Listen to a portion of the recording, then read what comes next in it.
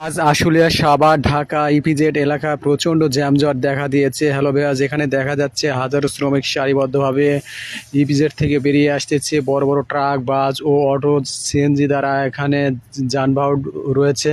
এখানে রয়েছে হাজারো হাজারো গাড়ি সারিবদ্ধভাবে রয়েছে। হাজারো শ্রমিক দ্বারা পার হওয়ার খুবই সমস্যা হয়ে পড়তেছে। যেখানে পরিস্থিতিটি খুব স্বাভাবিক হলেও কেমন অবশ্যই কমেন্টে জানাবেন। কে কোন জেলা থেকে দেখতেছেন ভিডিও অবশ্যই কমেন্টে জানাবেন। এখানে দেখা যাচ্ছে অটো, বড় বড় প্রাইভেট কার দ্বারা খুবই যাত্রীরা ভোগান্বিত অবস্থায় রয়েছে। এই সাইডে রয়েছে কাদা রাস্তা এবং রয়েছে হাজারো যাত্রী।